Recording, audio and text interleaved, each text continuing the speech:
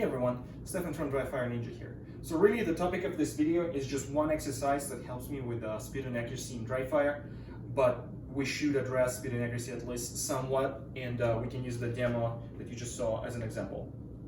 So you can see me shooting at more or less the same cadence at 20 yards freestyle and 10 yards strong hand, but when I was shooting weak hand, I slowed down. So the thing is, I did not slow down, and I was not using cadence when I was shooting. I was using exactly the same principle in all three strings of fire. First, you're already probably thinking about it, cadence is a lie. Cadence is not a tool to achieve proper fundamentals. When you have proper fundamentals, it may look like you have been shooting using cadence or that you have a good cadence, but really just a byproduct.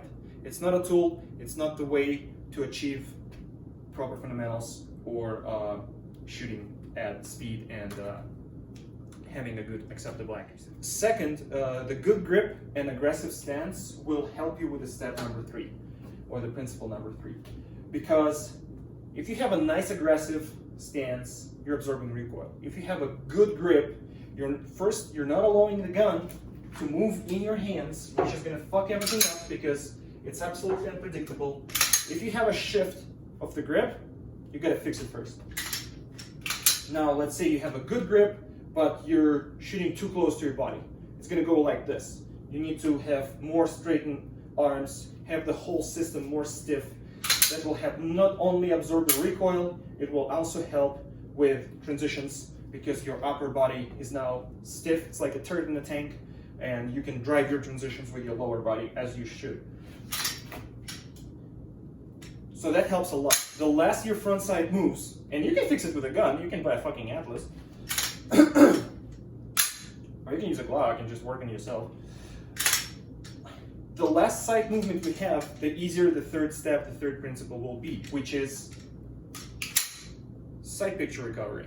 So you have a shot break, your gun does its thing, the recoil happens, where you're now. The chances are you're not at the same exact spot where you were. If you are, well, congrats, you have a good load, you have a good gun, just keep doing what you're doing. If not, if you're shooting a piece of shit plastic Glock, you probably would be off. You need to recover your sight picture. You basically bang, put it back in, bang, put it back in. To have this process go fast, you need to make it subconscious. To make it subconscious, it needs to be in the same exact pattern. So you want your grip to be the same, your stance to be almost the same, as close as possible to everything is the same. It will help a lot.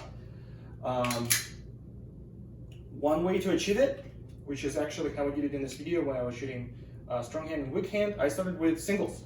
So same distance, bang, where did it go? Just pay attention and recover, but don't break a second shot. Did it like 5-6 times, adjusted my gun angle, allowed me to have recoil that was parallel to the vertical axis of the gun. Then I started doing doubles. Bang, bang, can I recover it? Bang, bang, can I recover it? So 2 shots, 3 side pictures, or 2 shots to recover. So bang, recover, bang, recover. And then I did 6. When you're shooting 6, it doesn't matter if you really shoot 5 or 7. Same thing, you're just in continuous string of fire. So for the speed and accuracy, for the purpose of this video, this is it.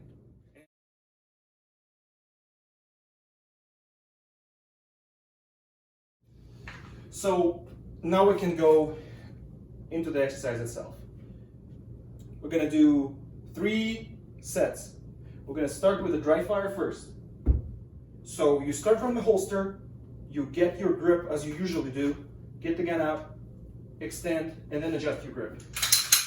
Maybe rack your slide a little bit, feel how it affects your grip, reestablish the grip, really like play with it like a dog. Now we have a good grip.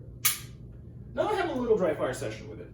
Just keep your nice grip, keep your nice stance, see your transitions, pay attention how it feels in your hand, and do dry fire. Something like, let's say 20 in Presidentes, because you have turn, draw, you can reestablish your grip if you fuck it up, then you have reload, now you need to reestablish your left hand grip, all that. After you're done with this, you're doing first set of the exercises, which are ulnar deviation, 16 times.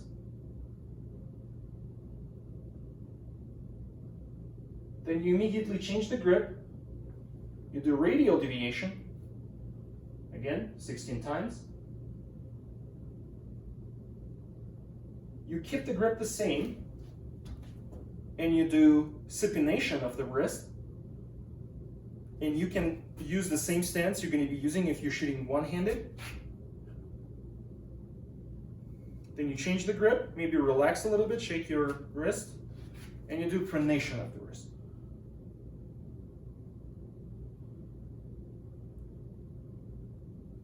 I recommend starting with one hand, another exercise immediately, and then dry fire with both hands, because you will feel the results if you correctly adjusted your load super quick. You will feel more confident in your grip. You will feel like your transitions get faster. You will feel like it's easier to manipulate the trigger. It's just nice. So you have 3 sets of these, basically: dry fire, resistance training, dry fire, resistance training, dry fire, resistance training, and dry fire again. I started with this 3-pound hammer, and I kind of ran out of a handle length pretty quick. Then I bought this at Walmart 4-pounder, and I actually bought 2 of these, even though now I just do 1 at the time. So I was doing it at the same time, the 2, just to save time. I guess it works. And now I'm actually using this 8-pounder sledgehammer. One additional bonus exercise you can do, especially with the longer handle sledgehammers, is the finger walk. So you just put it on the ground if it's long enough, or you just have it by the top of the handle, and you start dragging it up by walking your fingers. It's really nice for your thumbs. Well, maybe index too. Really good exercise for building a grip. So when you do ulnar deviation and radial deviation, really what you want to do is start in a position with a hammer like this, so it doesn't load your wrist yet, or your fingers. You just obtain a nice, fully supported, equal in all digits grip. Then move it into the position where it's at the top of your exercise movement. Lower it, and just continue doing it. That works for both deviations. So nice solid grip from an initial stance, lower into where it's actually going to be at the top point, and just start doing it. And stay focused on keeping all fingers engaged. Now, with the supination, it's kind of the same, just focus on your equal pressure on all the fingers, but drive the hammer with your thumb up. And while you're driving it, kind of feel more control in index and thumb. This will help you to move mostly the forearm, to rotate most of the forearm and the wrist, instead of rotating your whole shoulder, which doesn't rotate much, but it's possible to kind of cheat. And this is not what we're looking here for. Now with the pronation, you really want to focus on the pressure in your pinky, on the lower part of your grip, because if you will start letting it go with a higher load, the hammer will kind of start trying to tear your wrist apart, and you can get some inflammation in this region. It's not bad. It's not as bad as doing this with a barbell and getting your ligament inflamed here. But it does suck a little bit, especially when you go shooting and, or if you do dry fire and your support hand squeezes your right hand in a way that it's kind of bringing all the skin and tendons forward. You're kind of tearing yourself apart. So in order to not do that, maybe reduce the load when you go from deviations to pronation and supination. Just figure it out for yourself. Basically, if you have a good strong grip during pronation, you should not really break yourself. And again, drive with your index knuckle, and then grab, kind of like feel pulling with your pinky. That's probably it for the exercise. 3 sets, 16 reps. That's your target zone. It's okay to go when you go to 12 reps when you're tired, but definitely avoid getting way too high load that you're not able to bring to 90 degrees. So you always want to aim for 90 degrees and be able to hold it there for a few seconds.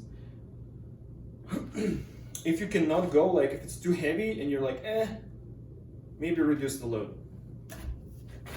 Hope that helps. See you next time.